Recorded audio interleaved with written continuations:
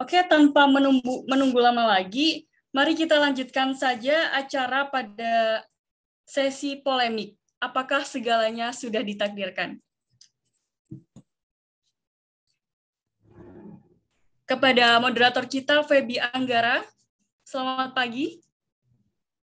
Pagi, Dea. Apakah sudah siap? Siap. Baik, kalau begitu langsung saja waktu dan jaringan kami persilahkan.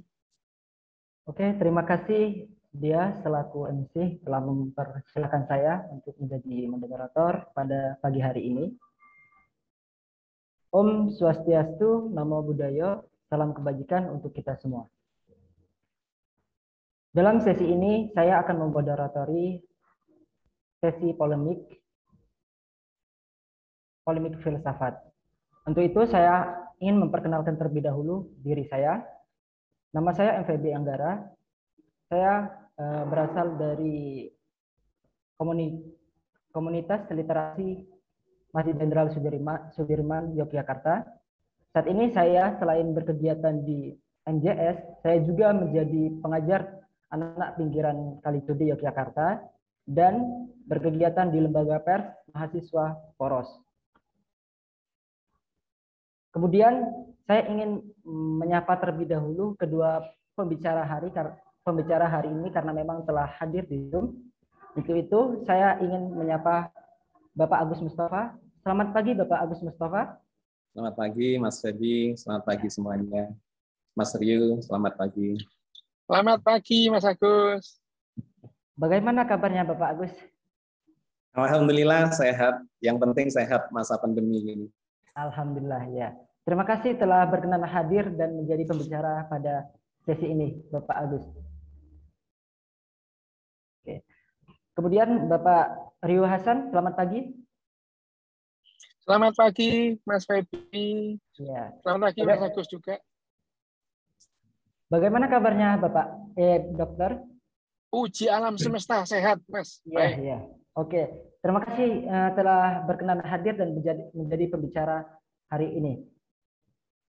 Tak lupa juga saya ucapkan terima kasih kepada peserta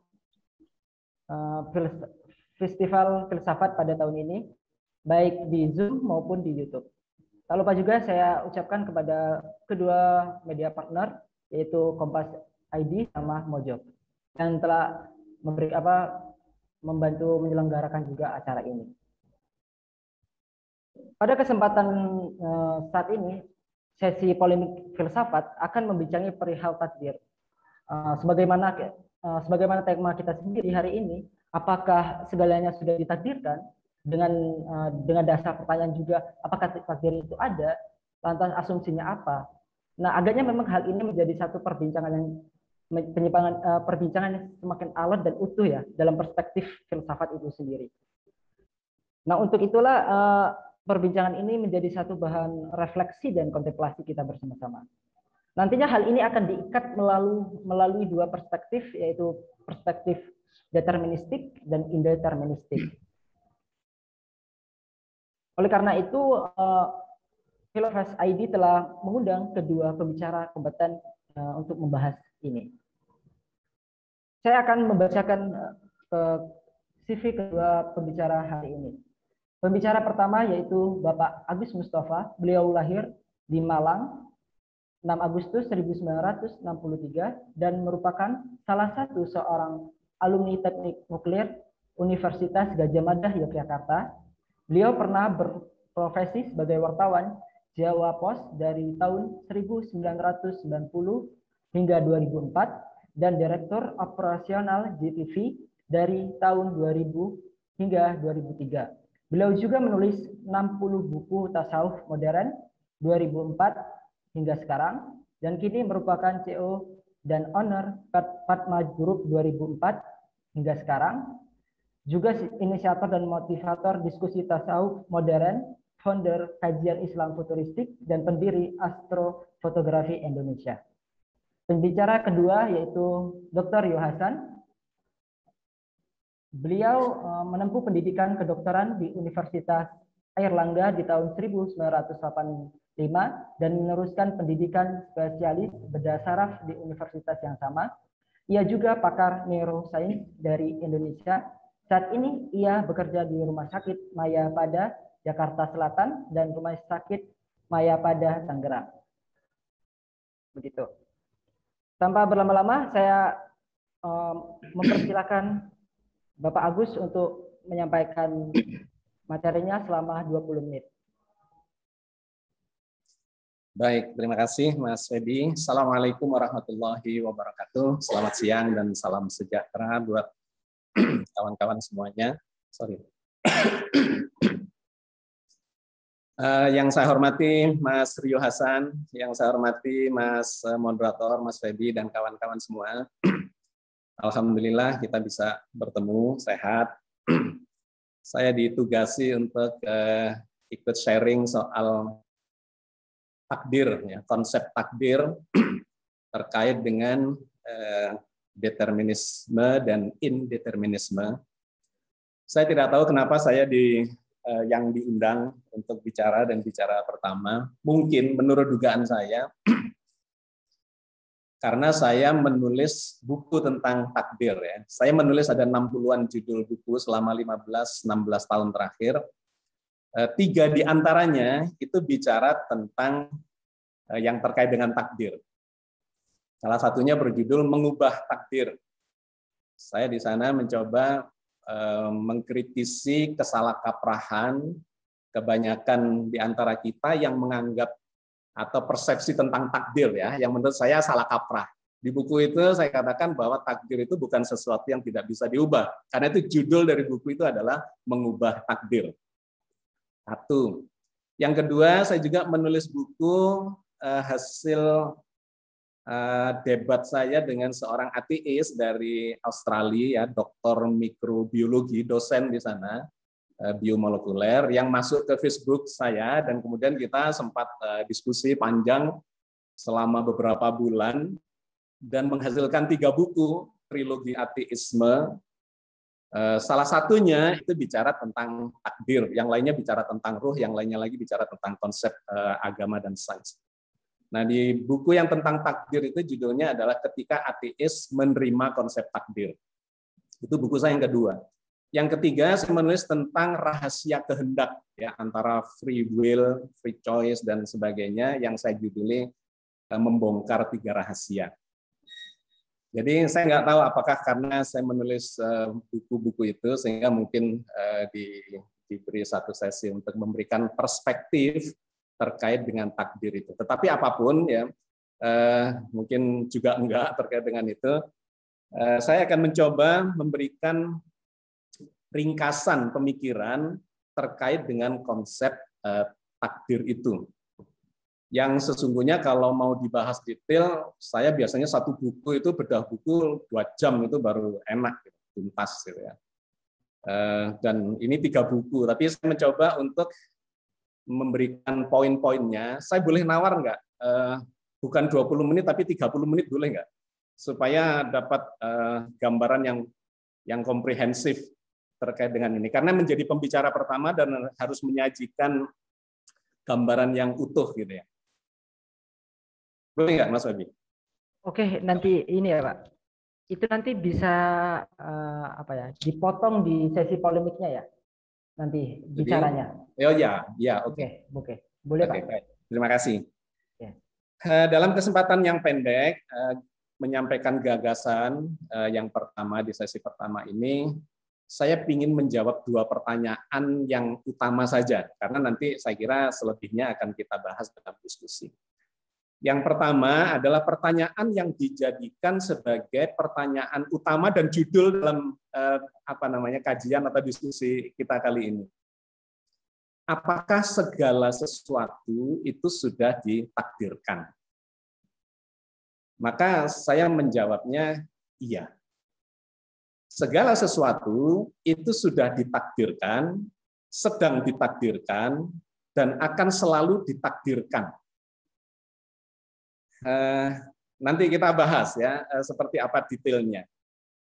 Tetapi itulah yang kemudian saya sampaikan di dalam buku-buku saya itu, bahwa sesungguhnya memang segala sesuatu itu ditakdirkan karena kita ini sebagai makhluk memiliki keterbatasan-keterbatasan yang kalau dalam teknik dalam fisika, kita ini di closed system, di mana sebuah closed system itu harus ada yang men-start gitu ya, seperti sebuah mobil ketika belum di starter ya dia nggak jalan. Tetapi begitu di starter dia akan kemudian bisa sustainable pergerakannya. Oke, jadi itu pertanyaan besarnya yang pertama. Apakah segala sesuatu itu sudah ditakdirkan? Iya, sudah ditakdirkan, sedang ditakdirkan, dan akan selalu ditakdirkan. Itu pertanyaan pertama. Yang kedua, lantas ada pertanyaan dalam Tor itu, apakah takdir itu sama dengan konsep takdir sama dengan konsep determinisme? Saya bilang tidak. Konsep takdir itu tidak sama dengan determinisme. Yang serba ditetapkan ya, dan kemudian tidak bisa melakukan apa-apa. Gambarannya kalau dalam kajian-kajian itu seperti wayang kulit katanya. Wayang kulit yang mau diapakan saja oleh dalang, dikeplek-keplek, mau diajari, terus dibuang masuk kotak atau apapun ya. Apakah seperti itu? Tidak. Di dalam Al-Quran, di dalam Islam tidak ada konsep takdir sama dengan konsep determinisme, itu nggak ada. Lantas apakah sama dengan indeterminisme? Malah enggak. Jadi takdir bukanlah sama dengan konsep determinisme dan indeterminisme. Melainkan perpaduan dari itu, karena ternyata realitas hidup, bahkan dalam realitas hidup, itu sebetulnya hal konsep deterministik itu berlebihan. Tidak ada. Yang sepenuhnya deterministik itu nggak ada, dan yang sepenuhnya indeterministik juga nggak ada. Oke, jadi itu poin besar yang ingin saya sampaikan dalam beberapa menit ini. Ya, saya ingin mengurainya sekarang. Yang pertama, terkait dengan konsep takdir. Konsep takdir ini banyak difahami secara salah kaprah ya oleh kebanyakan orang. Karena mungkin tidak memahami secara utuh konsep ini dari sumber otoritatifnya. Konsep takdir ini kan sesungguhnya muncul dari Al-Quran. Pakai bahasa Arab, takdir. Maka kita ini harus memahami sesungguhnya Al-Quran sebagai sumber yang mengungkapkan konsep takdir itu seperti apa. Jangan kemudian takdir difahami dengan menggunakan sudut pandang yang tidak berasal dari sumber konsep itu, gitu ya, sehingga menjadi salah kaprah. Nah, kata takdir itu kan bentukan kata dari qaddaro yuqaddiru takdiro. Qaddaro itu artinya menentukan, menetapkan. Sudah menetapkan, fiilnya atau bentuknya itu bentuk lampau, past tense. Sudah menetapkan qaddaro. Yuqaddiru sedang dan akan selalu menetapkan. Takdiro adalah bentuk kata bendanya, yaitu takdir, ketetapan. Maka kita ini harus memahami konsep takdir dari sumber aslinya dari dalam Al-Quran. Sesungguhnya apa yang dimaksudkan sebagai takdir itu? Takdir adalah ketetapan. Tapi ketetapan yang bagaimana? Karena di dalam Al-Quran itu ada dua macam ketetapan. Satunya menggunakan kata qaddaro, yang lainnya menggunakan kata qadha. Jadi ada qaddar dan ada qadha. Itu sama-sama ketetapan. Nah, kata qaddaro ternyata di dalam Al-Quran itu digunakan untuk menggambarkan sebuah proses penciptaan di mana Allah memasukkan desain, ya, menetapkan desain penciptaan itu. Jadi kata qaddaro itu selalu kalau Anda lihat di dalam Al-Quran itu adalah spesifikasi desain, ketetapan Allah terkait dengan spesifikasi desain makhluk yang diciptakannya. Misalnya nih, ketika Allah menciptakan jagat raya, faqaddaro takdiro, gitu ya. Allah menetapkan takdirnya. Atau kalau diterjemahkan secara bebas, Allah menetapkan spesifikasi desainnya dengan secara detail. Nah, maka jagat raya itu ada spesifikasi desain yang ditakdirkan, ditetapkan oleh Sang Pencipta. Apa saja? Misalnya, Jagat raya ini tersusun dari 5 variabel. Yang pertama adalah ruang. Ruang adalah wadah, menjadi wadah jagat raya yang sekarang sedang berkembang. Yang kedua, jagat raya itu terdiri dari waktu, di mana waktu itu menjadi ukuran dari pergerakan atau dinamika peristiwa yang ada di dalamnya. Yang ketiga, jagat raya itu terdiri dari atau tersusun dari materi yang menjadi isi dari jagat raya itu. Yang keempat, tersusun dari energi yang menjadi tenaga penggerak segala dinamika, segala peristiwa yang terjadi di dalamnya. Dan yang kelima adalah informasi, di mana Tuhan Sang Pencipta itu meletakkan perangkat hukum, informasi, perintah berupa aturan, ya, yang disebut oleh Al-Quran sebagai sunatullah. Orang yang tidak beragama atau yang sekuler menyebutnya sebagai hukum alam. Itu ada sistem informasi yang menyebabkan jagat raya ini berdinamika dari, katakanlah tadinya tidak ada jagat rayanya, kemudian muncul ya banyak teori di situ, tetapi kemudian dalam pengamatan terlihat bahwa jagat raya ini dulunya kecil, kemudian mengembang dan muncullah teori Big Bang dan sebagainya itu. Poin penting yang saya sampaikan adalah ketika Tuhan Sang Pencipta itu menciptakan jagat raya, maka Dia menetapkan takdirnya, spesifikasi desainnya. Ada ruang, ada waktu, ada materi, ada energi, ada informasi. Sebuah ketetapan yang tidak bisa dicampur tangani oleh kita. Sehingga kata Al-Quran, Tuhan Allah itu tidak memberikan saham sedikit pun kepadamu dalam penciptaan jagat raya. Itulah takdir Sang Pencipta, penetapan ya Sang Pencipta terhadap jagat raya yang dibuatnya. Nah, di situ ada perangkat hukum yang misalnya kalau di breakdown secara fisika modern, maka di situ ada 4 gaya fundamental sebagai takdir itu.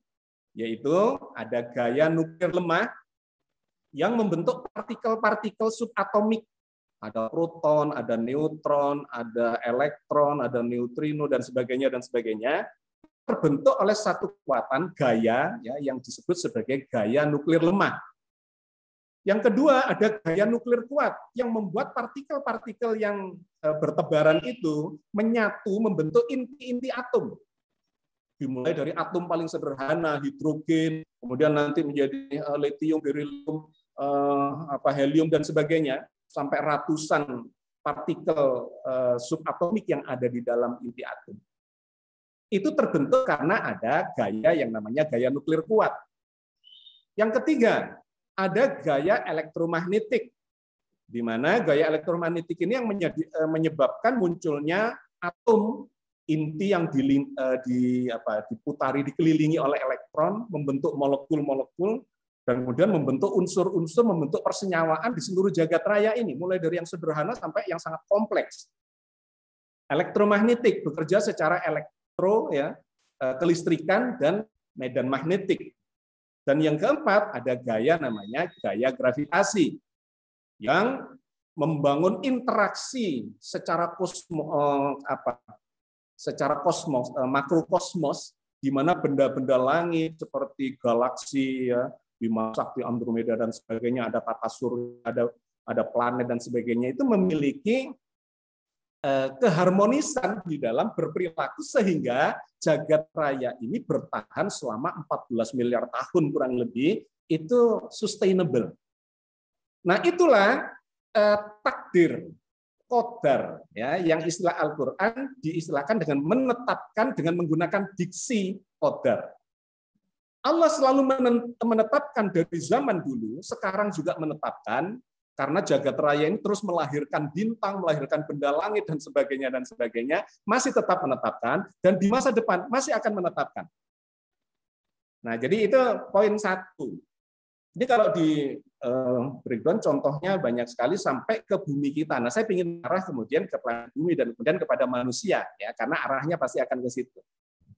Maka di dalam sejumlah ayat digambarkanlah, ya, Al-Quran menggambarkan, misalnya wa qaddarahu manazila li ta'lamuna adada sinina wal hisab misalnya ya. Ada ayat yang menggunakan kata qaddarahu manazila li ta'lamu adada sinina wal hisab. Allah menetapkan posisi-posisi bulan. Nah, ini kaitannya adalah terkait dengan bumi dan kemudian ada satelitnya, bulan. Allah menetapkan dengan takdirnya, qaddarahu. Posisi-posisi bulan, bahwa bulan itu memiliki lintasan dan memiliki posisi yang kata ayat ini li ta'lamu adada sinina wal hisab, yang kalian akan memiliki pedoman untuk menghitung bilangan tahun atau mengetahui bilangan tahun ya li ta'lamu adada sinina wal hisab dan perhitungan waktu. Artinya apa? Allah menetapkan desain penciptaan misalnya dalam konteks ini tata surya, kemudian ada Merkurius, Venus, Bumi, Mars, Jupiter, Saturnus, Uranus, dan Neptunus. Planet ketiganya adalah Bumi dan kemudian di situ dikelilingi oleh bulan. Nah, bulan itu memiliki lintasan orbit yang akurat yang bisa dijadikan patokan. Jadi kata qaddarahu, kata qadar ya, menetapkan itu memiliki makna menetapkan spesifikasi desain penciptaan. Itu terkait dengan benda-benda langit. Nah, sekarang dengan manusia, apakah juga ditakdirkan? Iya. Apakah manusia itu memiliki spesifikasi desain? Iya.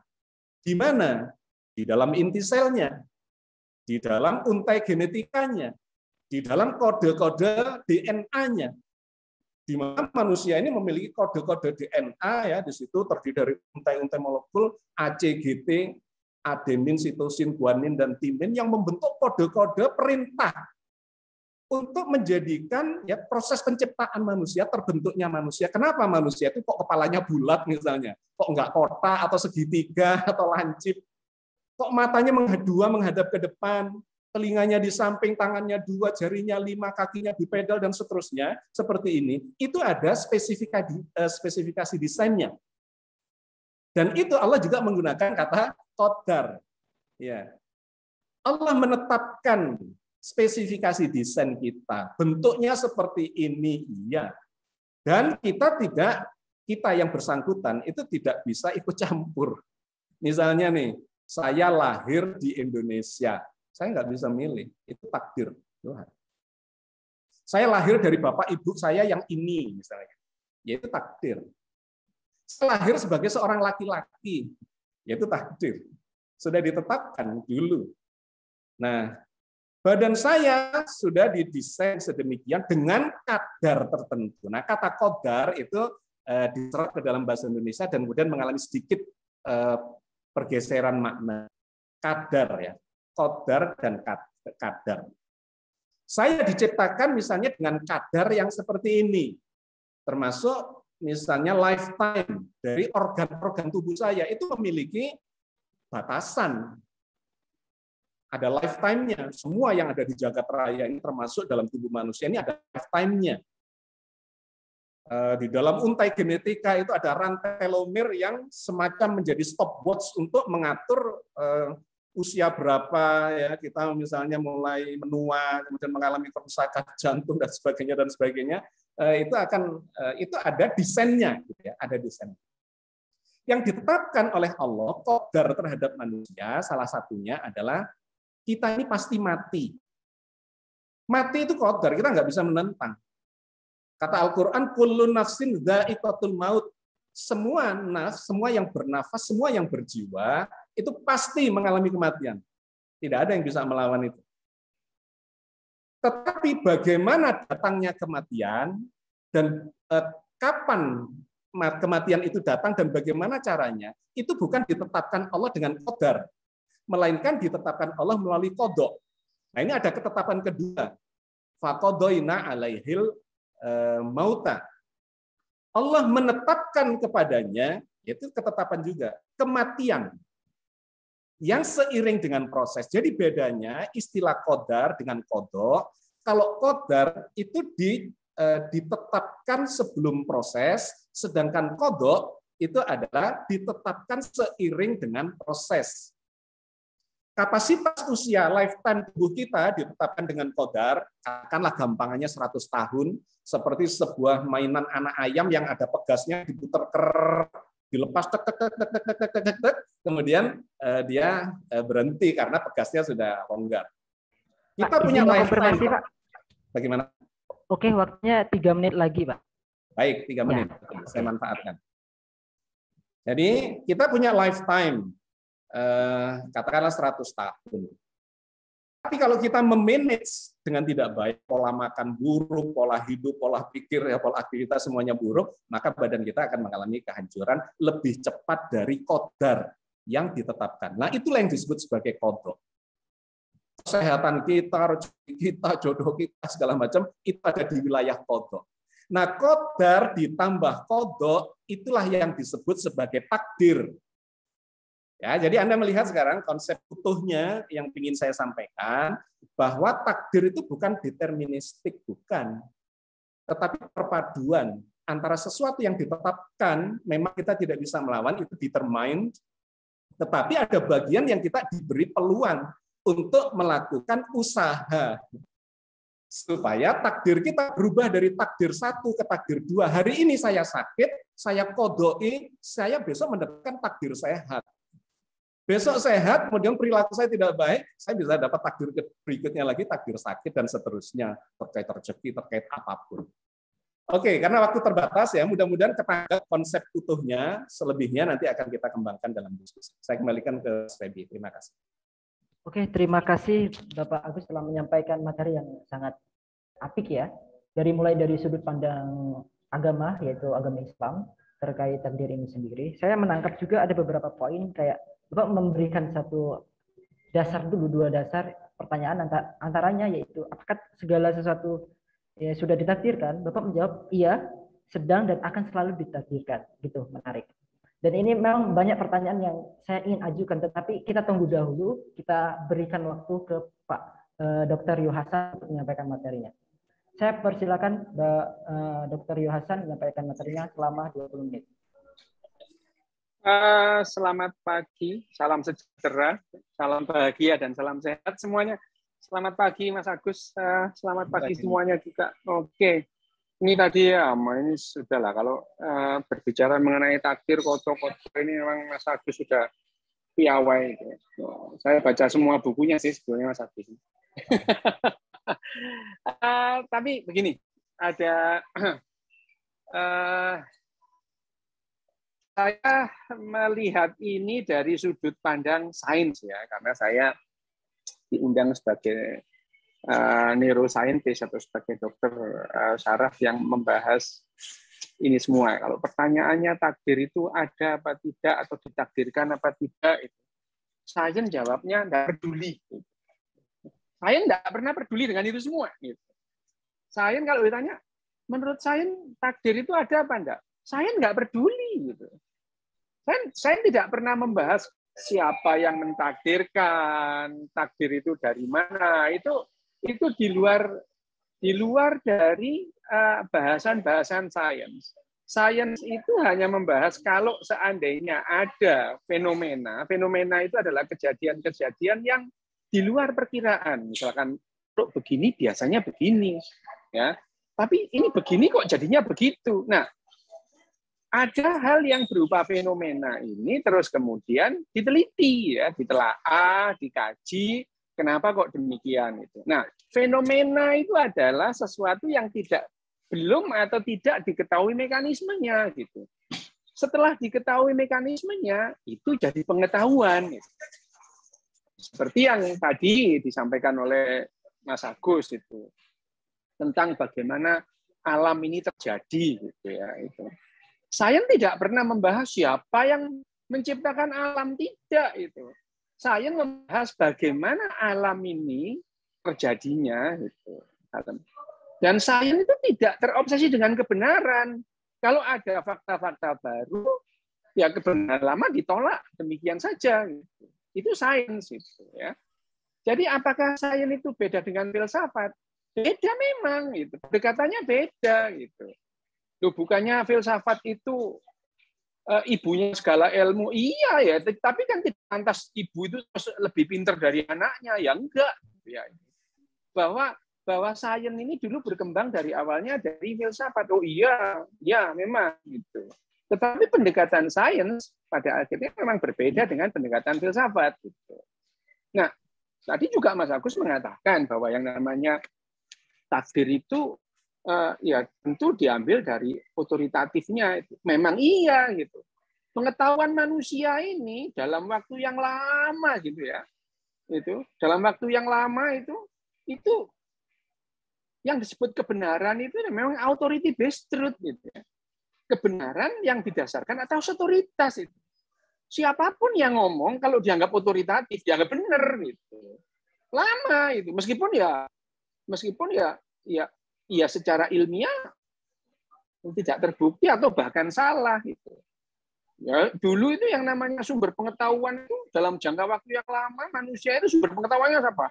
Ya dukun, ahli nujum, ya kepala suku, ini orang-orang yang paling anti bilang tidak tahu, ditanya apa aja jawabnya ada meskipun ngawur. Itu adalah memang authority based truth gitu. Nah, tapi yang namanya sains itu tidak berdasarkan otoritas, berdasarkan fakta dan dari data terus dihitung-hitung, ada hitung-hitungan matematikanya. Gitu. Jadi yang namanya sains ini bebas nilai, bebas nilai. Seperti tadi yang disampaikan Mas Agus. Mas Agus tadi mengatakan takdir itu apa? Menurut Mas Agus takdir itu ini. Menurut Mas Agus, gitu ya itu. Menurut yang lain-lain bisa sangat berbeda. Itu. Nah kalau misalkan A, B, C, D, E itu bertentangan satu sama yang lain kan nggak mungkin semuanya benar. Yang mungkin semuanya salah. Gitu. Mungkin loh ya. Ya, nggak mungkin semua kalau ada 10 pendapat dan 10 itu saling bertentangan, nggak mungkin 10-10-nya benar itu. Yang mungkin 10-10-nya salah itu. Tapi sekali lagi, sains itu tidak pernah peduli dengan yang namanya takdir itu ada apa enggak, siapa yang mentakdirkan, itu tidak pernah masuk dalam bahasan sains gitu. Siapa yang menciptakan alam, itu sains tidak pernah mengatakan demikian. Tidak pernah membahas yang demikian. Misalnya Big Bang. Sekarang teori yang dipegang adalah Big Bang. Pernah pada suatu saat, suatu masa, Big Bang itu jadi bahan olok-olokan gitu. Karena waktu itu yang namanya godfather-nya fisika dan matematika adalah waktu itu Einstein. Einstein itu mengatakan bahwa alam semesta ini steady state, sudah seperti ini dari dulu gitu. Sampai dia mencipta atau menghitung-hitung ada tetapan atau konstanta alam semesta, universe itu ya. Untuk mendukung teorinya bahwa yang namanya dunia ini steady state itu. Ya, itu. Udah seperti ini sampai kapanpun ya seperti ini gitu. Itu menurut Einstein. Nah, pada saat itu ada seorang pembuat ya seorang fisikawan pembuat teleskop dan dia mengamati itu ya, mengamati galaksi, antar galaksi itu. Loh, galaksi ini saling menjauh loh gitu ya. Ya, saling menjauh. Berarti kalau dulu saling menjauh, sekarang saling menjauh, dulunya saling mendekat. Kalau dulunya dekat banget, berarti dulunya itu satu gitu. Dia punya teorinya didasarkan pada pengamatan bahwa yang namanya alam semesta, galaksi, satu galaksi dengan galaksi yang lain itu saling menjauh. Alfred Hubble, gitu ya. Tapi pada saat Alfred Hubble itu mempresentasikan penemuannya, dia dicaci maki, gitu ya. Ya bukan oleh Einstein sih, oleh pengikut-pengikut Einstein itu. Itu teori mercon gede itu ya, ledakan besar. Jadi teori Big Bang itu teori awalnya namanya olok-olokan itu. Hanya saja kemudian fakta-faktanya yang ada mendukung teori Big Bang gitu. Terus yang tadi disampaikan oleh Mas Agus dengan teliti, karena Mas Agus ini orang ahlinya ya dalam dunia seperti itu, bahwa gaya itu di dunia ini, di alam semesta ini ada 4 gaya itu. Dulunya lagi hanya 2 gitu ya. Dulunya lagi hanya 2 itu sebelum menjadi 4 itu ada 2 gitu. Nah, tapi sains terus berkembang gitu ya. Sains terus berkembang. Misalnya kira-kira 20 tahun yang lalu itu astrofisikawan itu berdebat atau mencoba mencari sebetulnya alam semesta ini 10 miliar atau 20 tahun. 20 miliar tahun gitu. Lama-lama ini antara 10 sama 15 nih, nggak sampai 20 nih itu. Sekarang perdebatannya adalah alam semesta ini 13,7 apa 13,8 miliar. Jadi makin sempit gitu ya. Jadi itu adalah sains. Saya nggak pernah bahas siapa ini yang menciptakan alam semesta. Apakah ini Zeus atau Hera atau Apollo atau Amun-Ra atau Anubis? Nggak pernah gitu. Hanya saja kalau kemudian temuan-temuan sains baru bertentangan dengan doktrin-doktrin tertentu, itu adalah urusan lain gitu ya. Jadi kalau dari sudut pandang sains itu, pertanyaannya kalau misalnya apakah kita itu ditakdirkan, apakah takdir itu sudah ditakdirkan semua? Sains nggak bahas itu sama sekali gitu.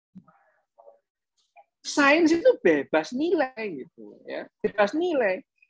Sains hanya mengamati ada hal-hal yang ada. Misalnya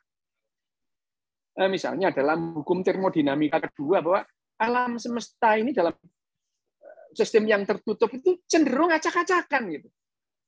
Cenderung menjadi tidak teratur. Itu hukum termodinamika kedua ya. Entropi itu, ada entropi itu. Entropi itu membuat segala sesuatu itu cenderung tidak teratur gitu. Kecuali ada energi yang masuk sehingga itu membuat teratur. Nah, kehidupan ini adalah sistem yang terbuka gitu. Ya, entropi itu gini loh gampangnya ya. Entropi itu segala sesuatu itu cenderung tidak teratur gitu. Contohnya gini, kalau kita itu nonton TV atau duduk di kamar itu ya, di kamar gitu ya, di atas tempat tidur itu. Lama-lama spray kita itu acak-acakan itu. Nah, untuk merapikan spray itu kita memerlukan energi gitu ya. Untuk membuat spray itu rapi lagi, teratur. Kehidupan juga begini ya. Kehidupan ini karena kehidupan ini bisa menyerap energi, kehidupan di bumi ya, kehidupan di bumi yang ada mulai kira-kira 3,5 miliar tahun yang lalu, kehidupan yang pertama itu ada, itu adalah membuat sebuah sistem terbuka. Kehidupan itu bisa menyerap energi itu ya dari luar untuk kepentingannya dia. Sehingga kehidupan ini cenderung menurunkan entropi gitu. Menurunkan entropi. Nah, kehidupan itu seperti itu. Selama ini yang kita dapat energinya dari mana? Ya dari matahari, nggak dari mana-mana itu. Kehidupan ini energi yang kita ambil dari matahari semua, bahkan sekarang itu ya. Untuk menjalani kehidupan kita sehari-hari. Sekarang ini ya, sekarang kalau dibandingkan dengan nenek moyang kita pemburu pengumpul dulu, sehari mereka itu rata-rata manusia itu ya menghabiskan 30.000 kalori sehari. Ya. 8.000 kalori sehari. Sehari itu manusia rata-rata nenek moyang kita pemburu pengumpul itu menghabiskan 8.000 kalori sehari. Sekarang saat ini gitu ya, satu orang manusia rata-rata menghabiskan 300.000 kalori sehari. Untuk apa? Loh ya untuk ini listrik, untuk mobilnya itu. Ya, kita internetan ini ya juga perlu kalori itu. Dan kalori yang kita pakai sekarang ini dari mana? Hampir semuanya dari matahari. Contoh listrik kita dari mana? Dari diesel. Gitu. Dieselnya dari mana? Dari fosil, gitu ya. Dari solar. Solarnya dari mana? Dari fosil. Fosilnya menguntungkan energi dari mana? Ya dari plankton dan dari yang sudah ribuan tahun yang lalu, jutaan tahun yang lalu. Dari mana mereka? Dari makan tumbuh-tumbuhan. Tumbuhan dari mana? Dari matahari mengumpulkan energinya. Itu membahasnya demikian gitu ya. Jadi apakah ini ditakdirkan? Lah itu di luar bahasan sains gitu ya. Jadi kalau pertanyaannya saya sebagai seorang saintis dalam ini mewakili bahwa yang namanya apakah semua ditakdirkan, saya nggak peduli gitu. Siapa yang mentakdirkan, dia nggak peduli juga gitu ya. Tapi kalau kapan mulai ada, nah itu ada dalam bahasan sains. Dan kemudian segala sesuatunya harus dijelaskan sesuai hukum-hukum alam itu. Seperti tubuh tubuh manusia termasuk otak kita, itu disusun oleh bahan-bahan alam yang semua bekerja sesuai dengan hukum alam. Jadi dalam sains, dalam biologi itu nggak ada takhayul gitu ya. Jadi menjelaskan bagaimana cara kerja otak itu. Apakah kita punya free will atau tidak gitu ya. Nah, dalam kajian dalam sudut neuroscience yang terbaru, kita nggak punya free will gitu ya. Kita nggak punya free will. Bahkan bahwa keinginan kita beberapa saat sebelum keinginan muncul itu ada aktivitas di otak kita yang tidak kita sadari. Ya, kalau kita membahas free will itu ada enggak gitu ya. Neuroscience terbaru mengatakan kita nggak punya free will gitu ya. Itu. Dan nanti kalau ada ketemu lagi yang baru, ya nanti pokoknya sekarang nggak ada gitu ya. Dasarnya itu. Kalau misalkan ada yang mengatakan kita punya free will, ya buktinya mana gitu. Itu yang namanya science. Science itu bukan seperti ini. Misalkan saya mengklaim saya punya handphone gitu ya. Mana handphonemu? Ini handphone saya. Nah, itu adalah cara kerja science seperti itu. Yang misalnya yang mengklaim itu yang membuktikan. Saya punya handphone. Mana handphonemu? Ini handphoneku, gitu ya. Itu handphone. Bukan lantas saya punya handphone. Mana handphonemu? Ayo buktikan kalau saya nggak punya handphone. Ya itu saya tidak begitu caranya. Bukan kita mengklaim orang lain diharuskan membantah atau menyatakan bahwa klaim itu tidak salah. Kalau saya yang mengklaim, saya yang harus buktikan bahwa klaim itu benar adanya. Jadi begitu ya. Itu. Jadi kalau pertanyaannya apakah semua ditakdirkan, saya tidak membahas itu. Saya kembalikan begitu saja deh. Karena jawabannya sudah jelas kalau bagi sains ya. Oke, terima kasih Dr. Yohasan. Tadi memaparkan pendapatnya prihatin melalui sudut pandang sains. Ternyata sains bertolak belakang dengan yang menjadi tidak bertolak belakang. Sebentar. Jangan dipelintir loh ya. Ini kebiasaan melintir kata-kata ini. Tidak bertentangan. Tetapi sains itu tidak peduli masalah seperti itu. Ya. Tidak membahas. Itu. Tadi saya salah bicara tadi. Maksudnya tadi itu Pak saya tidak memperdulikan. Tadi Bapak menyampaikan seperti itu. Tidak. Saya tidak peduli. Bukan bertolak belakang. Tidak peduli. Oke. Mas saya bertolak belakang apa yang menjadi tadi pembahasannya Bapak Agus Mustafa, begitu Mas saya. Pak Mas Agus tadi kan jelas menjelaskannya dari sisi Islam dari sisi Mas Agus itu dari sisi Islam. Terus kemudian Mas Agus tadi itu berbicara kalau dari Al-Qur'an otoritatifnya ya dibahas dari Al-Qur'an gitu ya. Terus kemudian kalau itu sudut pandangnya itu misalkan tadi itu membahas mengenai sufisme, ya dari sufisme gitu. Nah, saya dari saya nggak peduli soal itu semua gitu. Ya. Oke, terima kasih Dr. Yohasan. Kembali ke ini ya. Karena ini sesi polemik, saat ini saya persilakan untuk Bapak Agus Mustafa untuk menanggapi apa yang telah disampaikan tadi oleh Bapak Dr. Yohasan. Saya persilakan Bapak Agus Mustafa. Ya, secara umum sih saya kira oke. Karena kan realitas ini bisa dipandang dari berbagai macam sudut pandang. Anda melihat meja di depan Anda, itu bisa dari depan, dari belakang, dari atas, dari bawah, kan begitu. Jadi ini kan soal sudut pandang, itu sebuah pilihan. Gitu loh. Meskipun yang terbaik itu adalah ketika kita bisa melihat secara progresif, secara komprehensif dan holistik. Kita bisa melihat dari depan, dari kanan, kiri, atas, bawah sehingga dapat gambaran yang holistik. Jadi kalau kemudian misalnya di antara kita ini memiliki sudut pandang yang berbeda, saya kira itu memang sah-sah saja dalam sudut pandang saintifik yang objektif. Maka pendekatannya adalah empirik. Gitu. Dalam pendekatan spiritualitas atau spiritualism yang subjektif, yaitu pendekatannya berbeda lagi. Apakah subjektivitas itu selalu salah dan harus selalu objektif? Tidak selalu. Karena realitas itu sesungguhnya bukan cuma soal objektivitas, tetapi juga soal subjektivitas. Kenapa? Karena kita memandang semua fakta realitas ini melalui manusia yang subjektif. Selalu ada kadar objektifnya dan ada kadar subjektifnya. Ya, jadi misalnya nih, Anda melihat sesuatu misalnya itu merah gitu ya. Merah menurut saya dan merah menurut Mas Feby itu bisa berbeda ketika dicoba dikonfrontasikan gitu ya. Itu merah agak merah enggak, itu merahnya agak merah muda. Kenapa? Karena kita menggunakan alat yang namanya mata gitu ya. Di mana itu menangkap getaran itu masuk diproyeksikan ke retina dan masuk ke pusat penglihatan di occipital lobe dan seterusnya, kemudian menjadi sebuah persepsi. Otak kita itu tidak pernah berhubungan langsung dengan realitas di luar diri kita, tetapi selalu melalui panca indera.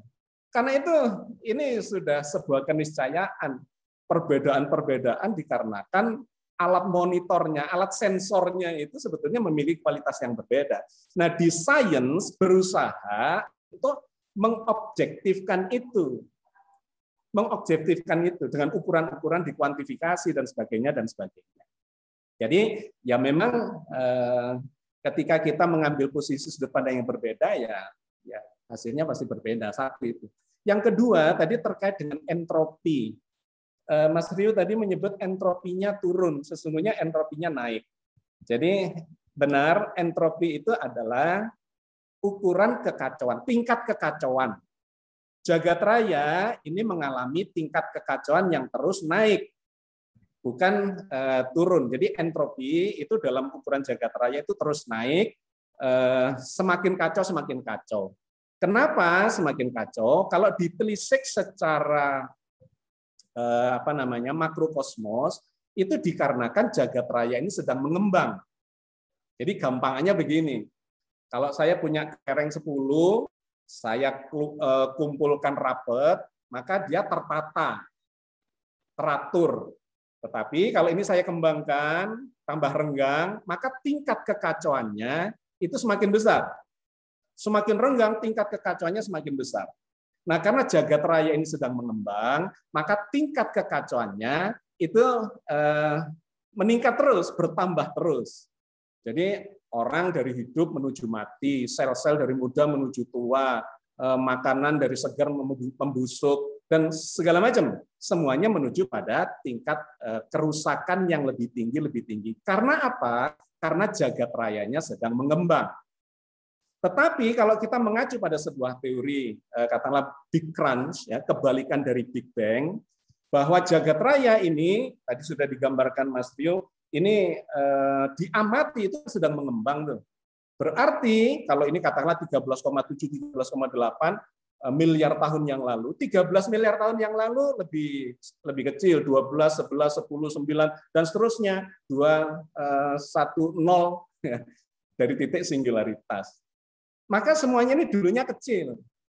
Nah, karena dikompres dalam ukuran yang sangat kecil, kemudian tekanannya tinggi, suhunya tinggi segala macam, maka tidak stabil dan meledak. Ya, itu kurang lebih gambaran dari teori Big Bang itu. Mengembang, apakah ini akan mengembang terus, ataukah akan berhenti, atau akan runtuh? Ini menjadi perdebatan di sisi saintifik. Memang ada 3 kemungkinan. Open universe itu ini akan mencelak terus, mengembang, dan akhirnya mendingin mutlak, mengalami kehancuran, artinya kematian semua, tidak ada dinamika lagi, ataukah dia berhenti di suatu titik berosilasi, ataukah gaya gravitasi di pusat jagat raya itu lebih tinggi sedikit dibandingkan kekuatan ledakan awal itu. Kalau itu terjadi, maka jagat raya yang mengembang ini akan melambat berhenti dan kemudian akan mengkerut kembali seperti saya melempar batu ke atas. Ini ada 3 kemungkinan, lepas keluar angkasa, berhenti geostasioner, ataukah kemudian ketarik lagi oleh gravitasi bumi. Nah, ada kemungkinan teori yang ketiga itu Big Crunch, itu akan runtuh kembali, mengkerut, dan kemudian hilang pada ketiadaan, di mana dulu diciptakan, ya kalau dalam istilah Al-Quran, maka disitulah Allah akan memulai penciptaan baru lagi. Dulunya bersatu padu, dikembangkan, kemudian diruntuhkan lagi, dan seterusnya. Itu ada teori kosmologi, yaitu teori osilasi. Nah, yang saya ingin kaitkan tadi adalah entropi. Entropi itu meningkat terus, semakin kacau ketika ini berkembang. Tetapi ketika nanti ini kemudian mengkerut lagi, entropinya akan menjadi turun. menjadi tertata. Kalau dalam konteks agama, dalam konteks Islam ya eskatologi atau terkait dengan kehidupan sudah mati, kenapa orang yang sekarang ini mati, prosesnya menuju mati, tapi nanti itu menjadi hidup ya karena entropi itu salah satu penjelasannya.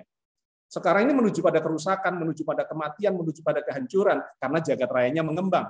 Tapi kalau jagat rayanya mengkerut, nah itu nanti akan berbalik entropinya sehingga akan terjadi gitu ya. Nah, satu. Yang kedua terkait dengan entropi tadi, jagat raya secara utuh ya, bukan parsial, itu sebetulnya memiliki keseimbangan sistem yang tertutup. Menjadi terbuka, tadi dijelaskan Mas Rio itu menjadi terbuka karena dilihatnya parsial. Hanya di planet bumi dan matahari. Ini menjadi parsial. Tetapi kalau kita kaitkan seluruh jagat raya yang bisa sustainable selama belasan miliar tahun, itu tidak bisa tidak ini ada keseimbangan holistik, keseimbangan universal, tetapi ada ketidakseimbangan lokal dan regional. Sehingga terbentuk planet, terbentuk tata surya, terbentuk galaksi dan sebagainya. Itu adalah ketidakseragaman lokal. Tapi kalau dijumlahkan seluruh ketidakseimbangan di jagat raya, itu hasilnya seimbang. Ya, jadi oke, itu tambahan dari saya. Terima kasih. Oke, terima kasih Bapak Agus Mustafa. Saya persilakan untuk Dr. Ryu Hasan menanggapinya. Ya, terima kasih Mas Agus. Dari awal saya juga tidak mengatakan bahwa alam semesta ini terus entropinya menurun. Bukan. Kehidupan ini menyerap energi sehingga entropi, menurunkan entropi dalam sistem terbuka kehidupan. Memang parsial gitu. Kehidupan kita cenderung rusak, iya, tapi dengan menyerap energi ke kehidupan kita bisa menurunkan entropi. Memang alam semesta itu cenderung entropi, cenderung kacau. Hanya saja kehidupan ini menurunkan entropi dalam parsial kehidupan tadi, sistem terbuka tadi. Jadi kehidupan yang saya sampaikan tadi adalah kehidupan ini adalah menurunkan entropi. Bahwa entropi yang diturunkan ini menyerap matahari. Ya memang kan energinya dari matahari kita serap gitu. Dalam hal ini, dalam sebuah sistem terbuka, kalau kita mendapatkan energi bisa menurunkan entropi. Menurun entropinya dalam sistem parsial memang benar, karena yang saya sampaikan tadi kehidupan, gitu ya. Itu yang pertama yang perlu saya sampaikan, bahwa yang namanya bahwa entropi yang saya sampaikan tadi itu adalah kehidupan ini membuat sistem tertutup menjadi terbuka, parsial. Oh iya, kenapa? Kalau kita ngambil energinya dari matahari, apakah mataharinya energinya berkurang kita ambil? Ya iya memang juga gitu. Bahwa alam semesta itu memang ya zero sum game aja istilahnya, permainan impas-impasan. Ya kalau saya hari ini mendapatkan $100, ada orang lain kehilangan $100. Ya iya memang begitu, memang dunia ini seperti itu. Tapi yang saya sampaikan tadi bahwa yang namanya entropinya menurun itu dalam kehidupan. Bahwa misalnya tahun 95 kita baru paham bahwa ada yang namanya telomir itu. Telomir kita temukan kapan? Pada saat ada domba doli lahir itu ya. Domba doli lahir itu adalah binatang pertama yang lahir karena cloning itu. Nah, domba doli lahir ini, pada saat domba doli lahir, saintis itu melihat ada fenomena di sini, ada sesuatu yang aneh itu. Kenapa? Biasanya yang domba lahir itu seger sehat gitu. Nah, ini doli ini kok penyakitnya sama penyakit domba-domba tua.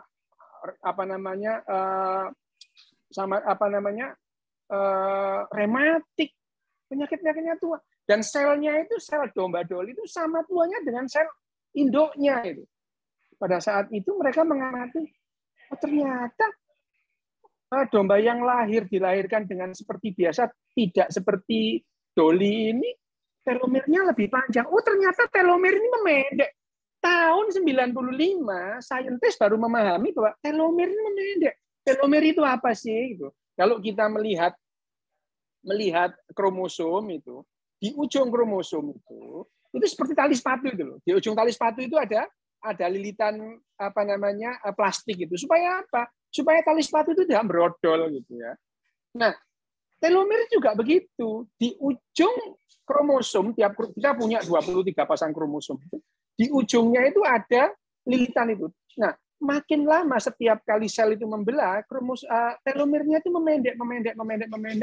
Begitu sampai sekitar 50 kali membelah, telomer itu sudah habis dekat, dan itu kemudian brodol gitu tuh ya, rontok. Seperti tali sepatu. Nah, tahun 95 itu baru imajinasi liar manusia itu, loh berarti kalau telomer dipertahankan panjangnya, kita bisa nggak mati dong gitu ya. Nah, akhirnya tahun 95 awal dari manusia itu mempunyai proyek besar dalam hal ini yang namanya Gilgamesh Project, menggapai keabadian manusia. Sampai sekarang jalan gitu ya. Tapi ternyata untuk membuat manusia itu tidak mati atau binatang itu nggak mati, tidak hanya sekedar telomer. Ada 400.000 gen, gitu ya, 40.000 gen yang terlibat dalam hal ini. Di dalamnya gitu. Itu yang pertama. Yang kedua, yang ketiga membahas mengenai realita tadi. Gitu. Saya juga membahas realita gitu. Realita itu apa? Nah, karena saya dalam neuroscience nih ya. Neuroscience bagaimana kita memahami realita? Dalam neuroscience itu realita itu ada yang namanya realita objektif, realita subjektif, dan realita intersubjektif. Semuanya realita. Gitu. Bagi kita itu realita. Misalnya handphone ini. Handphone ini apa? Realita apa? Realita objektif. Setiap orang bisa melihat, terus kemudian dia mengobservasi dan mengkonfirmasi dalam saat yang sama. Ini realita objektif. Ini cangkir gini ini. Ini realita objektif. Ini kunci itu realita objektif. Bumi ini realita objektif. Ada realita subjektif. Apa itu? Misalkan nyeri, ya. Nyeri, sakit gitu. Apakah nyeri itu ada? Ada. Kalau seorang dokter atau neuroscientist diminta menjelaskan nyeri itu bagaimana, ya di saraf di indera proprioseptik itu dia bisa menangkap apa yang namanya nyeri sebagai reseptor itu dia nangkap. Terus kemudian data kimia itu dilanjutkan dengan saraf nyeri itu ke yang namanya sumsum tulang belakang. Dari sumsum tulang belakang itu ke yang namanya traktus pilothalamikus ke talamus. Di talamus itu terus kemudian bersamaan dengan memori semua itu didefinisikan atau dipersepsikan sebagai rasa nyeri. Ada itu. Tapi kalau misalkan Mas Agus Mustafa itu datang ke saya, kontrol, dok, kepala saya sakit. Gitu. Saya itu tidak tahu loh dia bohong apa enggak. Gitu. Tidak tahu. Itu. Nah, yang dilakukan oleh dokter adalah mencari indikator-indikator kenapa Mas Agus ini sakit. Tetapi kalau saya tidak menemukan satu pun indikator bahwa Mas Agus itu sakit kepala, bukan berarti sakit kepalanya Mas Agus itu enggak ada. Ini. Nah, ini subjektif. Ini yang namanya realita subjektif dalam sudut pandang sains. Neuroscience, ada realita ketiga. Karena manusia itu mengembangkan kemampuan kognitifnya, ada realita ketiga. Apa itu? Yang namanya realita intersubjektif itu. Ada karena kita ada-adain. Gitu. Contoh Indonesia ini. Indonesia ini pernah nggak ada loh. Gitu ya. 17 Agustus 45, jam 7 pagi. Indonesia itu belum ada. Gitu. Jam 8 pagi belum ada. Jam 9 belum ada. Jam 10 gara-gara Pak Karno baca proklamasi di Pegangsaan Timur 56 itu mendadak ada Indonesia ini ya. Dan kemudian ada orang yang rela mati demi Indonesia yang 2 jam yang lalu nggak ada itu. Itu namanya realita itu seperti Indonesia, Malaysia gitu ya. Jawa Timur itu dulu pernah nggak ada, sekarang jadi ada. Nah, suatu saat nggak ada lagi, ya nggak apa-apa. Tetapi itu adalah realita intersubjektif yang kita buat sendiri. Ada di mana? Di otak kita gitu. Dolar misalnya, itu adalah realita rupiah itu realita intersubjektif. Itu ya, itu adalah realita dalam sudut pandang sains gitu ya. Jadi kalau tadi memang Mas Agus tadi berbicara bagaimana kita melihat dari sudut pandang, iya memang itu. Nah, tapi menurut sains itu ya, sains murni lah ya, bukan sains yang dicocok-cocokkan dengan keyakinan, enggak. Bahwa Mas Agus tadi itu mencoba memberikan argumentasi logis dari keyakinannya, fine, tidak apa-apa itu.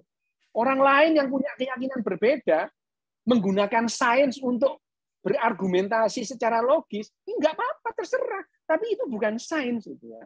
Bahwa kemudian penemuan sains, tuh ini loh penemuan sains ini cocok dengan keyakinan saya, ya terserah, nggak apa-apa itu. Tapi sains itu sendiri tidak punya kepentingan untuk menyalahkan atau membenarkan keyakinan, enggak.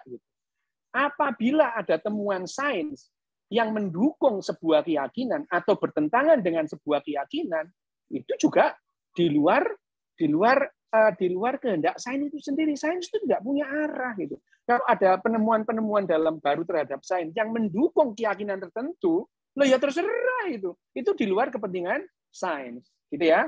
Thank you.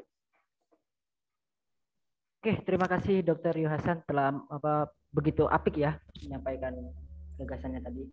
Karena memang seksi polemik telah selesai, kita beralih ke sesi tanya jawab antara komunikan dan komunikator.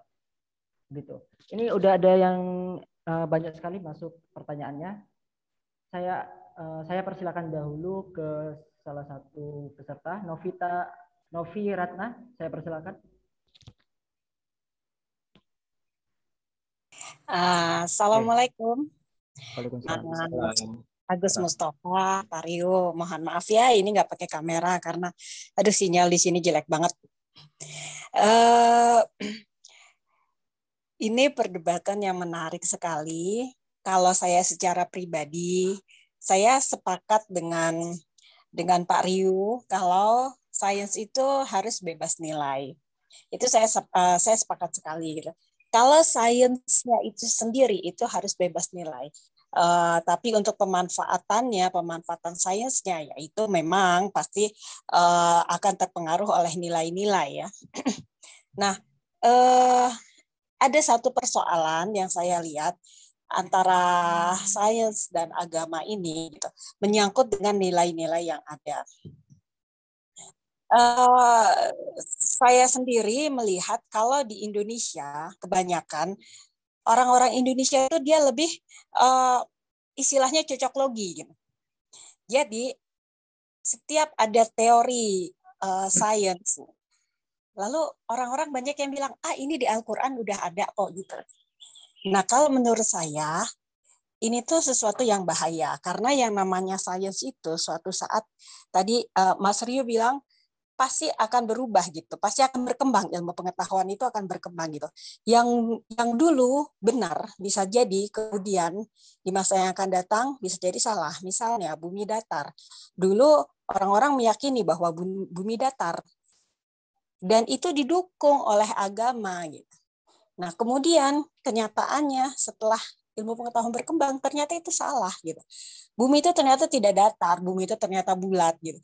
Nah, yang jadi persoalan itu kan ketika orang-orang yang mengait-ngaitkan dengan agama, cocok logi dengan agama, kemudian itu jadi mengundang pertanyaan orang-orang kan gitu. Loh, kemarin katanya menurut agamamu katanya memang benar gitu, bumi itu datar. Nah, sekarang kenyataannya kok salah, berarti agamamu salah gitu. Nah, itu bahayanya kalau misalnya dicocok-cocokkan gitu antara sains dengan agama gitu kan.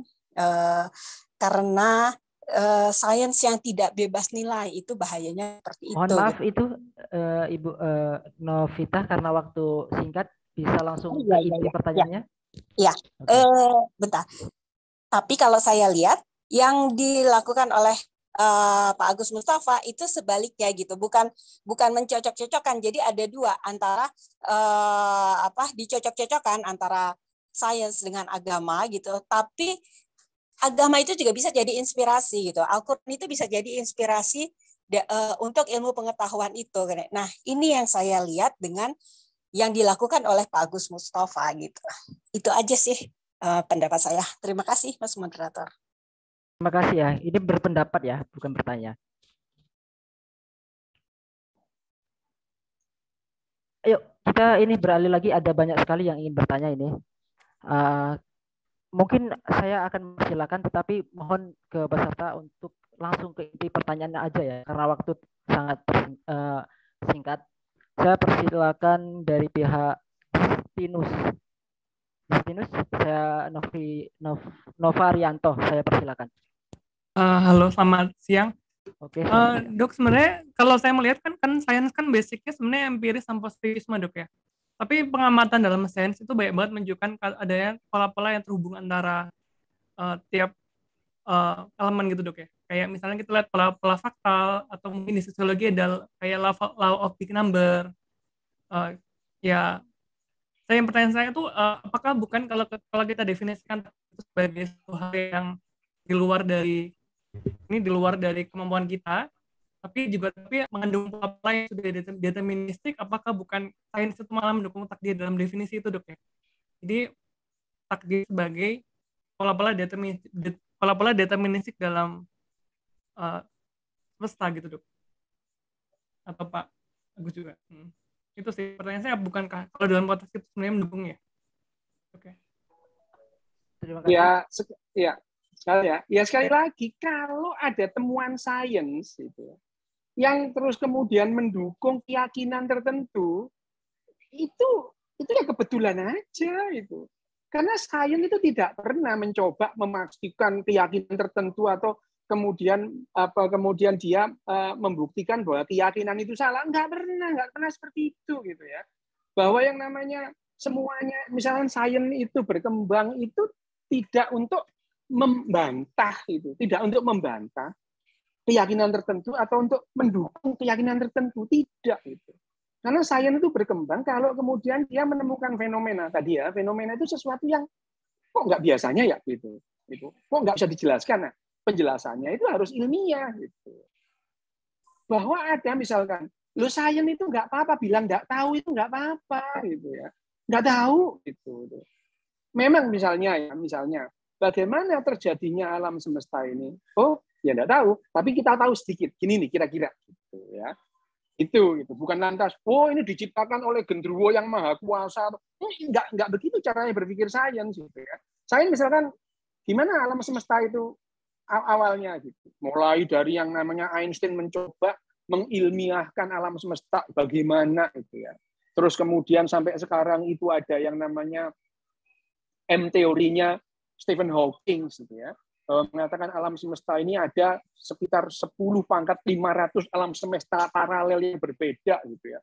Di M-teorinya itu perkembangan dari string teori berkembang terus gitu ya. Berkembang terus. Tapi tidak dalam rangka membantah keyakinan atau membuktikan keyakinan. Tidak itu. Kalau seandainya, kalau kebetulan ada fakta-fakta sains yang bertentangan dengan keyakinan atau mendukung keyakinan, itu di luar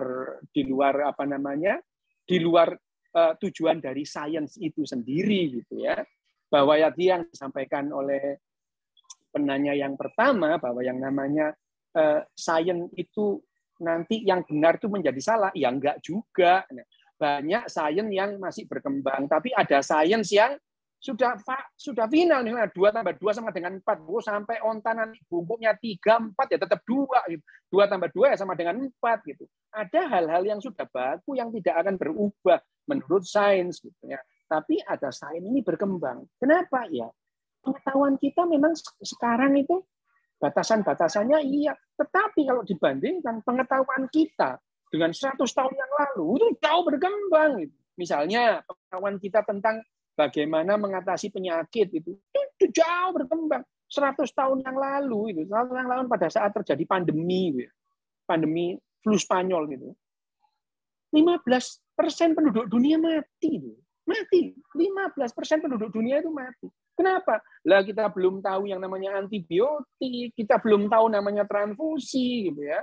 Nah, sekarang itu 100 tahun kemudian, senjata kita untuk menghadapi pandemi itu sudah sangat banyak. Memang pandemi kali ini juga meluluhlantakkan sendi-sendi kehidupan manusia, tapi yang mati sekarang ini 5 juta gitu ya. Dibandingkan 7,8 miliar itu, nggak sampai 0,01% itu.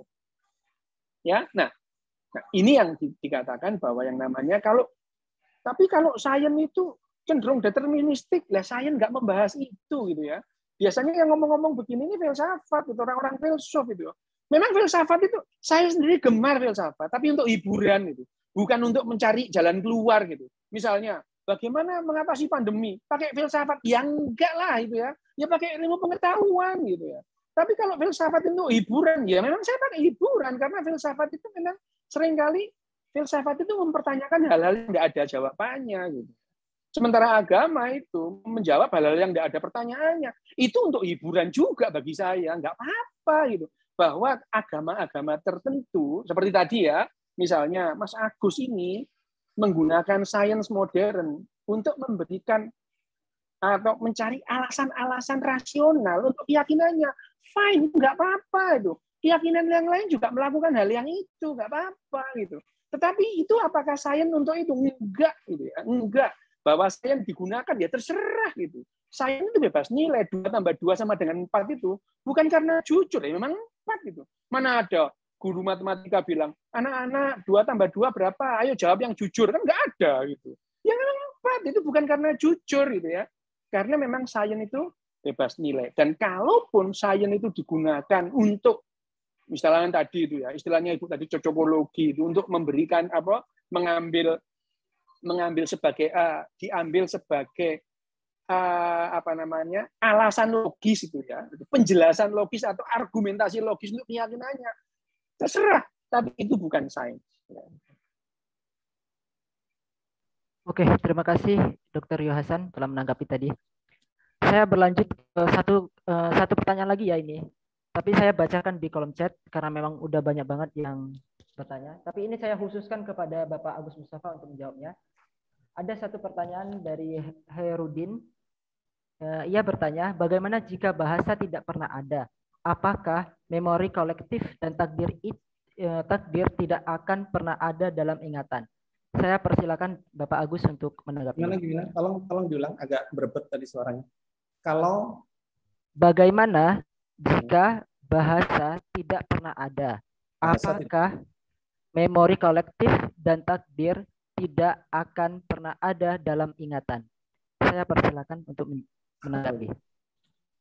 Ya, oke. Sebelum menjawab itu, tadi saya ingin memberikan gambaran sedikit tentang antara agama dan sains tadi ya, untuk mendudukkan persoalannya karena terkait dengan saya menggunakan cara itu ya untuk memahami segala realitas. Jadi begini, selama ini kan orang mempertentangkan tuh antara agama dengan sains. Seakan-akan agama tidak bicara sains sehingga ini harus agama yang mana dulu gitu ya. Agama yang mana dulu. Kalau dalam Islam, maka Al-Qur'an itu tadi sudah disinggung Mbak siapa yang bertanya. Itu justru memotivasi, mendorong kita untuk melakukan pengamatan, melakukan penelitian. Jadi namanya itu ayat-ayat kauniyah kalau di dalam Al-Qur'an. Ada ayat kauliyah tekstual, ada ayat kauniyah. Diperintahkan untuk memahami langit, untuk memahami bintang, memahami bumi, memahami hujan, petir, yang lebah, semut, unta, afala yanzuruna ilal ibli kaifa khuliqat wa ilas sama'i kaifa rufi'at dan seterusnya. Apakah tidak mengamati, mengobservasi bagaimana unta itu diciptakan, bagaimana langit ditinggikan, bagaimana gitu ya. Itu banyak sekali, ada 800-an ayat yang mendorong. Jadi bagi Islam itu sesungguhnya pengamatan sebagai bagian dari metodologi sains itu bukan hal yang terpisah. Itu bukan hal yang terpisah. Semua ilmu itu bagi Islam itu adalah menjadi alat untuk memahami kitab sucinya. Bahasa, apakah bahasa Arab itu dulu diciptakan untuk membenarkan agama? Ya enggak. Ya bahasa ya dikembangkan sesuai kepentingan bahasanya, tetapi dikuasai untuk memahami isi Al-Qur'an, kitab suci. Apakah ilmu sejarah itu dibentuk, diciptakan untuk membenarkan agama? Ya enggak. Tetapi kita harus memahami ilmu sejarah itu supaya kita bisa memahami informasi dari dalam kitab suci. Apakah ilmu astronomi, ilmu kedokteran, ilmu fisika, dan semuanya itu, sains itu, disusun untuk membenarkan atau menyalahkan agama? Ya enggak memang. Tetapi agama Islam, Al-Quran, memberikan dorongan supaya kita memahami semua itu dan digunakan sebagai ilmu alat untuk memahami kebenaran yang menurut agama ada kebenaran yang holistik, bukan kebenaran parsial. Nah, bergantung kita mau mengambil sudut pandangnya yang mana. Misalnya tadi Mas Rio mengambil sudut pandang, kalau kita bicara kehidupan, maka itu adalah sistem terbuka, kan gitu. Ya benar dalam sudut pandang parsial. Tetapi kalau kita lihat dalam sudut pandang yang lebih besar, menjadi tidak benar. Karena ini ada kekekalan, hukum kekekalan energi. Yang energi itu sebenarnya cuma tadi itu disebut zero sum game tadi.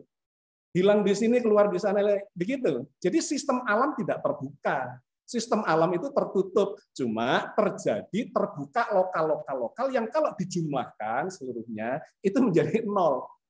Nah, ketika ini dianggap sebagai sistem tertutup seperti itu, maka muncul pemikiran bahwa dari mana ini dulu sistem tertutup ini diignisi oleh siapa, distarter oleh siapa. Nah, itu masuk ke wilayah penjelasan atau pendekatan agama. Ada sesuatu, entah nyebutnya genderuwo, entah nyebutnya Tuhan, entah nyebutnya apa, tetapi ada satu kekuatan yang sangat cerdas, yang sangat berkuasa, sangat mengetahui segala macam itu, yang membuat jagat raya yang sistem tertutup ini menjadi beroperasi. Karena ada yang menstarter gitu ya, dan seterusnya ya. Jadi itu adalah salah satu apa yang ingin saya sampaikan, bahwa memang bergantung pada kita memilih angle-nya. Mau membatasi diri di sini, ya dapat segini, membatasi ini, ataukah mau melihat meja ini berkeliling, monggo, kan gitu. Bisa dari kanan kiri. Kalau dari kanan kiri, ya yang dari kanan sama dari kiri pasti berbeda. Yang dari depan, dari atas berbeda. Oke, itu biasa saja. Itu realitas yang ada di sekitar kita. Yang kedua, terkait dengan agama tadi, jadi bahwa saya menggunakan sains untuk memahami, gitu ya. Sains untuk memahami agama. Bukan kemudian memisahkan, itu tidak ada di dalam Al-Quran, keterpisahan secara sekuler antara agama dengan sains itu. Karena sains itu adalah pengamatan empirik yang diperintahkan oleh Al-Quran untuk mengamati segala macam ciptaan, supaya tahu ada sesuatu di balik itu. Oke, ini panjang kalau diteruskan, tapi itu satu hal yang tadi kepikiran saya ingin saya sampaikan. Yang kedua, terkait dengan pertanyaan tadi, kalau bahasa itu tidak pernah ada, nah ini kita jadi berandai-andai ya. Ini rada angel berandai-andai. Jawabannya pasti juga berandai-andai. Seandainya bahasa itu tidak ada, apakah kita punya memori tentang, ya seandainya mungkin ya nggak ada. Karena kita bicara seandainya, dan ini menurut Mas Rio ya tidak saintifik. Ini ada di wilayah filsafat yang berandai-andai, tetapi tidak di wilayah saintifik. Pada faktanya, gitu kan, ya ada. Karena itu kita harus memformulasi itu menjadi sebuah kesimpulan. Jadi agak repot ketika ditanyakan seandainya saya tidak bisa menjawab. Gitu ya. Oke.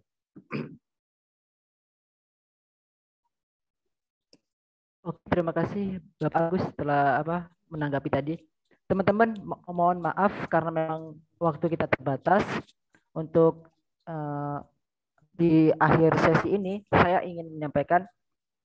Saya boleh menanggapi soal bahasa tadi itu? Oke, bentar Pak. Ini ada sesi closing statement. Di sini bisa membahasnya selama 5 menit, selama 5 menit setiap pembicara. Saya persilakan. Oke, mengenai bahasa tadi itu, memang manusia dalam hal ini Homo sapiens itu paling kompleks mengembangkan bahasa, melebihi manusia-manusia yang lain ya. Kita punya paling tidak sekarang kita mengenal 10 spesies manusia. Homo sapiens ini salah satunya aja di antara 10 spesies yang kita kenal sekarang. Yang baru terakhir kita temukan adalah Homo luzonensis ya, tahun 2019. Ternyata ada spesies lain di antara manusia ini. Dan manusia itu mengembangkan bahasanya, iya, bahasa verbal ya dalam hal ini yang disampaikan tadi, bahasa verbal. Ya, kenapa kita mempunyai bahasa verbal? Gitu. Karena kalau bahasa verbal kita itu berkembang sekitar 200.000 tahun yang lalu karena kita memanfaatkan api, gitu ya. Dengan memanfaatkan api ini, kalau kita dari mana kita tahu jejak-jejaknya? Kita mempelajari dari neuroscience ya, dari otak itu. Mulai kapan sih manusia itu mengembangkan bahasanya dari layer per layer di otak itu kita bisa memperkirakan kira-kiranya itu kapan manusia itu mengembangkan bahasa yang makin kompleks ini. Dan sebetulnya kalau kita tanya, kenapa manusia itu berbahasa makin kompleks? Karena manusia itu berhasil atau secara tidak sengaja ya sebetulnya ya, terus kemudian memanfaatkan api gitu ya. Dengan api ini manusia itu, tanpa api manusia itu harus mengunyah 8 sampai 10 jam sehari untuk melanjutkan kehidupannya. Mengunyah gitu ya. Daging itu kalau dikunyah manusia sehari ya lama gitu ya. Untuk ditelan untuk hidup seterusnya gitu ya. Tapi dengan adanya api, manusia itu menghemat waktu mengunyah gitu. Sehari 2 sampai 5 jam sehari gitu ya. Sehingga manusia punya spare waktu gitu ya. Ngapain? Ya ngobrol gitu ya. Nah, manusia juga seperti itu ya. Pada saat malam-malam sebelum kenal api ya manusia meringkuk di pojok-pojok gua gitu ya. Setelah mengenal api, mereka mengelilingi api unggun gitu ya. Ngapain? Ya ngobrol gitu. Sehingga dalam waktu ratusan ribu tahun manusia itu mengembangkan bahasanya. Gitu. Dan bahasa ini tadi yang membuat manusia punya realitas ketiga tadi. Ngada-ngadain yang nggak ada. Gitu. Jadi memang ya tadi, takdir itu apa? Ya realitas ketiga tadi. Intersubjektif reality gitu ya. Di antara orang-orang yang sepakat, ya tadi itu. Seperti contoh Mas Agus tadi. Mas Agus mengambil sudut pandang Al-Quran. Apa berarti di luar Al-Quran salah? Ya enggak gitu ya. Enggak itu. Ratusan manusia punya keyakinan yang lain yang kemudian mengambil ilmu pengetahuan atau sains itu untuk mendukung keyakinannya. Itu. Agama-agama lain, terus kemudian kitab suci yang lain, apakah mendadak terus lantas salah kalau kemudian ada kitab suci yang satu? Ya enggak juga gitu ya. Ya, tidaklah lantas kemudian primbon ini terus ada satu primbon lantas kitab suci yang lain salah itu. Enggak itu. Ini ya sumber inspirasi iya itu. Bahwa kemudian kalau misalkan saya sebagai penganut primbon terus kemudian mengambil argumentasi logis terhadap primbon saya, ya sah-sah saja. Tetapi itu bukan sains. Dan primbon saya itu ada karena saya berbahasa. Jadi kalau ditanya, apakah kalau kita itu tidak sampai mempunyai bahasa dan kita tidak tahu tentang takdir? Oh iya, benar gitu ya. Bahkan itu ya, misalkan ya kera-kera hijau makaka, itu ya, yang dipakai topeng monyet itu, apakah mereka mempunyai bahasa verbal? Punya. Mereka punya kira-kira 100, setiap kelompok berbeda ya, 100 sampai 200 kalimat perbendaraan gitu ya. Tetapi karena mereka ya belum berkembang seperti kita ya, manusia ini yang dalam waktu sekitar 200.000 tahun ini terus kemudian mengembangkan bahasa verbal, kita sampai akhirnya punya itu apa namanya takdir itu ya. Dalam teologi Islam pun ya, misalkan ada aliran Jabariyah dan Qadariyah itu bertentangan satu sama yang lain itu. Apakah salah satunya itu harus benar? Ya enggak, sampai sekarang itu ya masih ada yang seperti itu ya. Bahwa yang terus kemudian salah satunya itu memakai argumentasi ilmiah untuk mendukung keyakinannya, itu sah-sah saja. Tetapi ya tidak lantas itu adalah tujuan dari sains. Jadi kalau pertanyaannya apakah manusia itu mempunyai yang namanya tadi itu realita ketiga, realita intersubjektif itu karena kita mengembangkan bahasa. Ya, kita mengembangkan bahasa sehingga kita mempunyai realita ketiga, yaitu realita intersubjektif. Terima kasih. Oke, terima kasih Dr. Yohasan. Saya persilakan untuk Bapak Agus Mustafa closing statement-nya selama 5 menit. Ya, baik. Saya ingin kembali ke tema besar kita yang menjadi judul dari pertanyaan atau dijadikan pertanyaan yang dijadikan judul dalam tema kita. Apakah segala sesuatu itu sudah ditakdirkan? Gitu. Dalam sudut pandang saya, ya ditakdirkan. Apa itu takdir? Ditetapkan. Apakah ada penjelasan ilmiahnya? Ya, kita melihat dalam realitas ilmiah bahwa jagat raya ini memiliki ketetapan-ketetapan, ya, spesifikasi desain yang kita tidak bisa membantahnya. Ada ruang, ada waktu, ada materi, ada energi, ada besaran-besaran itu, ada informasi. Itu adalah dalam bahasa Al-Quran itu adalah takdir, ketetapan. Dalam bahasa ilmiah itu adalah parameter atau ya variabel jagat raya. Kemudian apakah punya aturan yang jelas? Ya. Yang di situ ada efek dari gaya-gaya fundamental yang 4 tadi atau disebut Mas Rio tadi menjadi 2, bahkan sesungguhnya 1 saja dulu ya jagat Sebetulnya segala sesuatu ini penampakan dari sesuatu yang satu saja, tetapi kadang-kadang nampak menjadi A, menjadi B, menjadi C. Makanya ini dalam teori kosmologi dan teori gaya, ini muncul namanya grand theory ya dari Stephen Hawking, dan kemudian salah satunya ada ulama Islam yang mendapatkan hadiah Nobel, yaitu Profesor Abdus Salam, yang dia mempersatukan gaya-gaya itu. Dulu gaya listrik dan gaya magnet itu dianggap berbeda. Tetapi ternyata bukan, ini penampakan dari satu gaya saja. Maka disebutlah gaya elektromagnetik. Gitu. Nah, Abdus Salam kemudian menemukan, apakah gaya elektromagnetik dengan nuklir lemah itu berbeda? Ya, itu penampakan saja pada kondisi yang berbeda. Ternyata kalau ditarik ke ujungnya, ya, ke masa lalu atau ya ke proses sejarah terbentuknya gaya itu, maka itu sesungguhnya satu saja. Maka dia dapat hadiah Nobel itu. Menyatukan antara gaya elektromagnetik dengan gaya nuklir lemah yang disebut sebagai elektroweak. Apakah ini nanti akan bersatu dengan gaya nuklir kuat? Trennya begitu, dan para ilmuwan meyakini itu, tetapi belum bisa membuktikan itu. Apa nanti bersatu dengan gaya gravitasi? Iya, maka disebutlah sebagai grand theory ya, atau unification theory, karena sesungguhnya semua ini berasal dari satu saja. Tapi poin penting yang ingin saya sampaikan adalah jagat raya ini memiliki parameter dan variabel-variabel yang menjadi ketetapan spesifikasi desain jagat raya yang kita tidak bisa mengutak-atik itu dan mengubah itu. Dan itu persis kata Al-Quran, sunatullah itu tetap dari dulu sampai nanti, tidak bisa berubah atau tidak ada yang bisa mengubah. Karena itu kita bisa merencanakan terkait dengan membuat pesawat terbang itu, kalau sampai gravitasi itu perilakunya tidak bisa diprediksi berubah-ubah, ya kita nggak bisa merencanakan. Bikin gedung pencakar langit, termasuk di bidang medis untuk pengobatan, itu ada pola ya. Jagat raya baik pola benda mati, pola kehidupan, pola sosial, pola itu ada pola-pola.